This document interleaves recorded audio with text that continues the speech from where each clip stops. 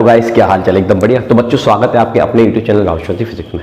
ये एक और नया वीडियो मैं आपके लिए लेकर आ चुका हूँ। Most important Ohm's law verification, Ohm's law का डेरिवेशन।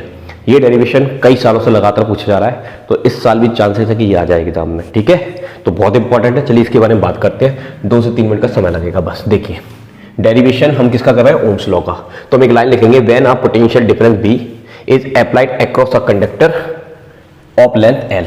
तो एक कंडक्टर है जिसकी लेंथ L है, इसका एरिया A है, उसके अक्रॉस हमने क्या निकाल दिया, लगा दिया V वोल्टेज का पोटेंशियल लगा दिया। ठीक है, तो इसमें जो इलेक्ट्रॉन होंगे उनको एक ड्रिफ्ट वेलोसिटी मिल जाएगी और वो उससे मूव करना स्टार्ट कर देंगे।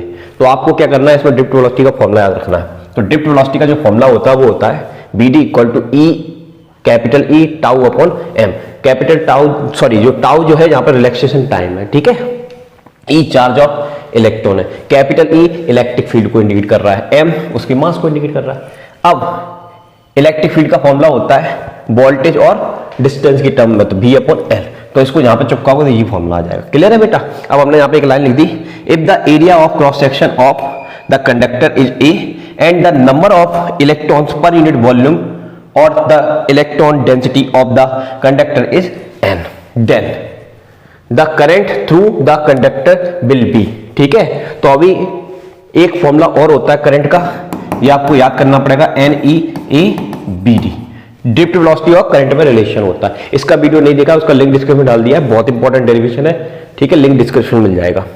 तो इसको हमने यहां पर यूज किया और ये जो BD है ये वाली वैल्यू को हमने यहां पर चिपका दिया, ये आ गया। उसके बाद क्या किया बेटा, यहां पर ये यहां पर रख दिया अपन ने।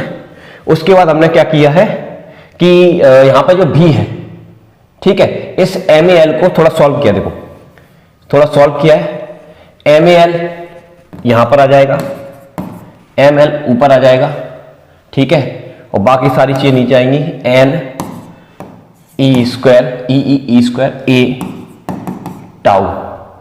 और यहां पर अपने पास क्या है, यस V अपॉन I। ये बात समझ में आई भैया। देखो MAL को यहां ले गए, ठीक है, और करंट को नीचे ले गए, बाकी सबको नीचे ले गए। ये थोड़ा सा सिंप्लीफिकेशन आप कर सकते हैं, कोई खास बात नहीं है इसमें। ये बात समझ में आई, ठीक। अब एक लाइन लिखेंगे, at a fixed temperature the quantities ML N E tau and A all have constant value for a given conductor, therefore. तो ये पूरा कांस्टेंट हो गया आपका। तो कांस्टेंट हो गया, किसके बराबर मान लेंगे उसको, R के बराबर मान लेंगे। तो यहां पर R का फॉर्मूला वही है जो आपका यहां पर, ये पूरा कांस्टेंट है, ये R है आपका रेजिस्टेंस है। ठीक है, तो ये आ जाएगा इसकी जगह। तो ये हो गया आपका ओम्स लॉ वेरीफाई। ठीक है, ओम्स लॉ का डेरिवेशन 2 लाइन का बस। और R की वैल्यू आपको पता ही, ये R का सूत्र आ गया। इस पर सवाल आ जाते हैं, मोस्ट इंपोर्टेंट है, अच्छे से रट्टा मार लेना। एक छोटी सी चीज और मैं आपको बता देता हूं, देखिए ये रेजिस्टेंस का फॉर्मूला आ गया आपके सामने, ML N E square tau A आ गया। ठीक है, हम रेजिस्टिविटी जानते हैं, क्या जानते हैं, रेजिस्टिविटी, उसका फॉर्मूला होता है RAL। अब इस R के स्थान पर ये वाला वैल्यू रख देंगे। जैसे ही आप इसकी वैल्यू रखेंगे तो देखो यहां पर R की वैल्यू रख दी, तो A से AL कैंसिल हो जाएगा। अपने पास एक रेजिस्टिविटी का एक फॉर्मूला आ जाएगा, rho equal to M upon N E square tau. तो ये दोनों फॉर्मूले बहुत इंपॉर्टेंट, पर सवाल आते हैं और डेरिवेशन पेपर में आएगा, इसलिए इस छोटी सी डेरिवेशन को आप एक बार देख लीजिए, स्क्रीनशॉट ले लीजिए। ठीक है, ठीक है, तो ये आसानी से हमने कर लिया। चलिए मिलते हैं नेक्स्ट टॉपिक के साथ। अभी के लिए जय हिंद, जय भारत, थैंक यू।